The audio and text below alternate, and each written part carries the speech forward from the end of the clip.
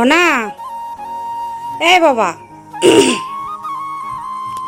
6:30 বাজে বাবা। 7টা থেকে স্কুল, তাড়াতাড়ি উঠো উঠো। এই যে উঠে আসো, আসো তাড়াতাড়ি উঠে আসো, স্নান করিয়ে দিয়ে আসো মা, আসো আসো। শুভ সকাল বন্ধুরা। নদিয়া জেলার ছোট্ট একটি গ্রাম থেকে আমি পূজা। তোমরা কে কোথায় থেকে আমার ব্লগটা দেখছো প্লিজ কমেন্টে জানিও।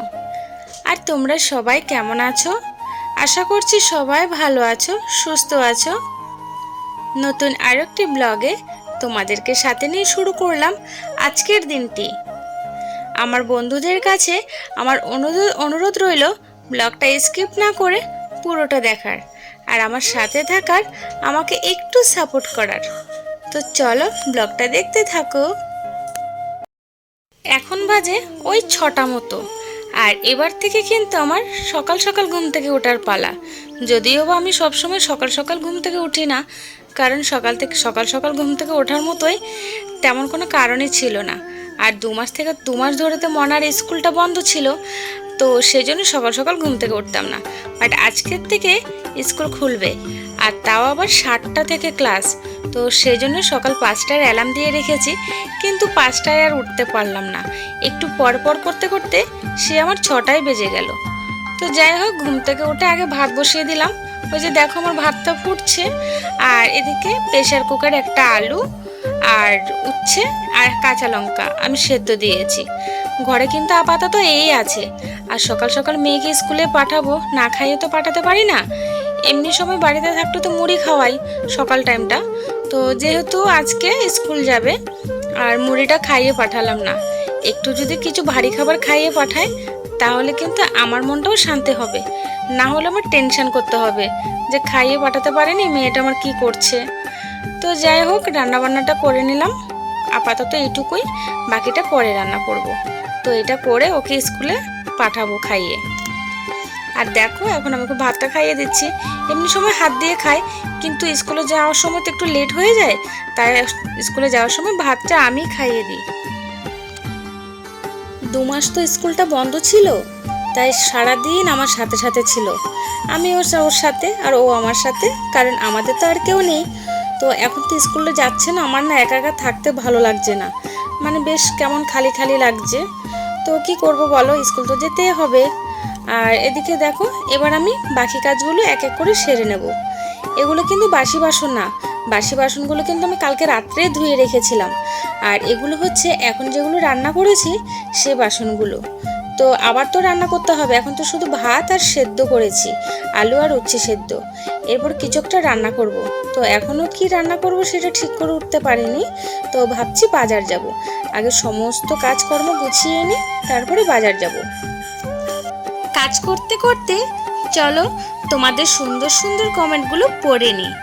একটা ভাই কমেন্ট করেছে, দিদি ভাই তোমার প্রত্যেকটা ভিডিও আমি দেখলাম, একটা জিনিস আমি নিশ্চিতভাবে উপলব্ধি করেছি, তুমি নিজের কর্ম করে যাও আর ঈশ্বরের উপরে ভরসা রাখো, দেখবে অন্ধকার মুছে গিয়ে আলোকিত হবে তোমার জীবনের প্রত্যেকটা মুহূর্ত।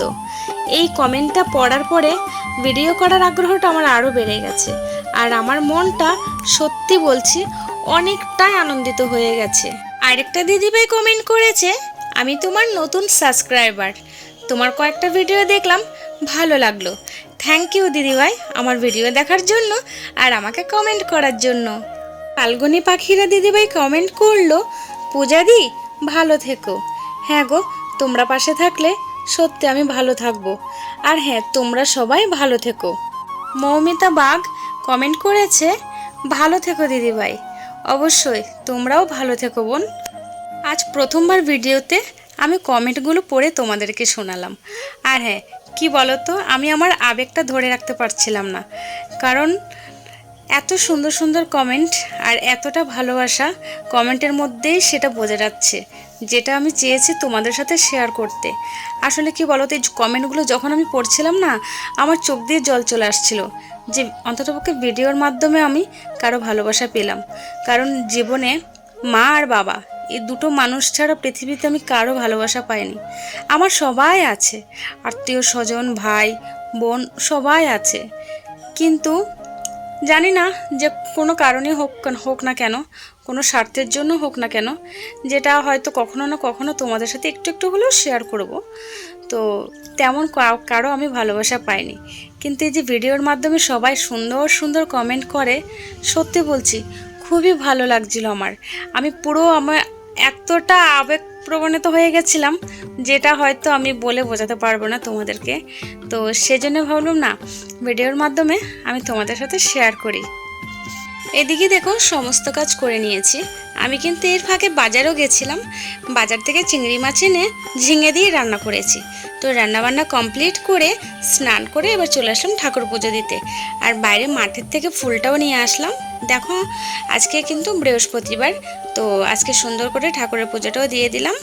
আমি অতি অভাজন, সাধুর দুর্দশা দেখি দয়া উপজিল, করুণ হৃদয়া লক্ষ্মী সকলেই বুঝিল, দুঃখ দূরতরে তারে করিয়াস কৌশল, পাঠায় অবন্তিপুরে লক্ষ্মী ভিক্ষা ছল, নানা স্থানে ঘুরাইয়া আনিবার পর উপনীত হইল মা অবন্তীনগর, লক্ষ্মীব্রত করে তথা সব বামাগণ, স্মরণ হইল তার পূর্ব বিবরণ, ক্ষমদেবী এই দাসের অপরাধ যত, তব পদে মতি যেন থাকে অবিরত, ক্ষমা করো নারায়ণী ওমা ক্ষমাশীলে, সত্য স্বরূপিণী তুমি ওগোমা কমলে, শ্রেষ্ঠ হতে শ্রেষ্ঠতরা তুমি পরমা প্রকৃতি, কোপাদি বর্জিতা তুমি মূর্তিমূর্তি ধৃতি।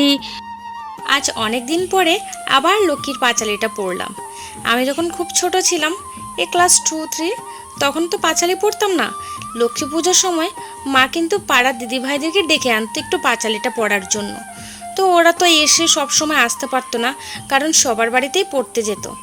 তাই পরের বছর থেকে আমি কি করলাম, ওদের থেকে লক্ষ্মীর পাঁচালিটা পড়াটা শিখে নিলাম। আর তখন থেকে ক্লাস 4-এ যখন পড়ি, তখন থেকে এই অবধি আমি পাঁচালিটা পড়ি। প্রায় কিন্তু আমার মুখস্থ, বেশ মাঝখানে কিন্তু আমার অনেক কদিন পড়া হয়নি। তো যাই হোক, লক্ষ্মীর পাঁচালিটা কেমন পড়লাম কমেন্টে জানিও। আর এদিকে দেখো বাজার থেকে আম নিয়ে এসেছিলাম, তো আমটা কেটে মনা আর আমি খেলাম। খেয়ে এবার দুপুরবেলা ভাত খেতে বসে গেলাম। তো আজকে তো বললাম আজকে ঝিঙে দিয়ে চিংড়ি মাছ রান্না করেছি, আর শুধু ভাত, তো আমাদের এটুকুতেই হয়ে যাবে। তো দুপুরবেলা যা খাবো বাকিটুকু রাত্রে হয়ে যাবে। তো চলো দুপুরবেলা খাওয়া দাওয়াটা কমপ্লিট করি। আর হ্যাঁ, তোমরা দুপুরবেলা কী দিয়ে খাচ্ছ সেটা কিন্তু কমেন্টে জানিও।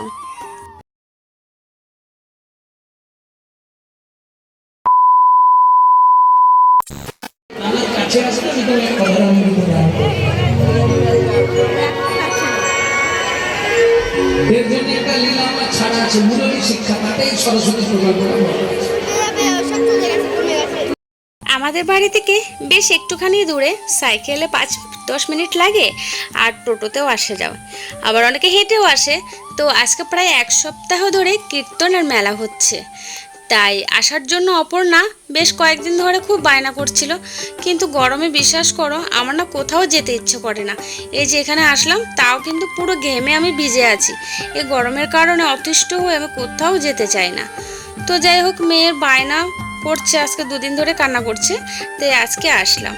আর এসে বিশ্বাস করো আমার না মেলায় আসতে ইচ্ছে করে না। তো কয়েকটি কারণ আছে, তার থেকে সব থেকে বড় কারণ হচ্ছে মেলায় আসলে আমার কিন্তু জিনিস কিনতে ইচ্ছে করে, বিশেষ করে এই ঘরের জিনিসগুলো, চামচ প্লেট, এগুলো না খুবই কিনতে ইচ্ছে করে। তো আজকে আমি বিশ্বাস করো মনে একদম পাথর চাপা দিয়ে বেরিয়ে পড়লাম, কিছুই কিনিনি, শুধুমাত্র 2টো ওই যে জুস খাওয়ার পাইপগুলো আছে না, ওগুলো নিয়েছি। তো কে কি বলে জানি না, আমি কিছুই জানি না, আমি ওই জন্য পাইপই বললাম। এরপরে শুরু হলো তাণ্ডব। কি হয়েছে বলো তো, অপর্ণা মোমো খেতে যাবে, শুরু হয়েছে ঝড়ে মোমের দোকানটাও পুরো উল্টে গেছে। এরপর আমরা অনেকক্ষণ যেখানে কীর্তন হচ্ছিল, মানে উপরে প্যান্ডেল করা ছিল, ওখানে প্রায় 20-25 মিনিট দাঁড়িয়েছিলাম। দাঁড়ানোর পরে যখনই বৃষ্টিটা কমলো, তারপরে বেরিয়ে পড়ে ওকে আবার মোমো কিনে দিলাম। তো মোমোটা খেয়ে আইসক্রিমও কিনলাম, আর কিন্তু ফুচকাও খেলাম। খেয়ে এখন সোজা যাব বাড়িতে। আর হ্যাঁ, তো চলো ব্লগটা এখানে শেষ করি। আর ব্লগটা কেমন হয়েছে প্লিজ কমেন্টে জানিও।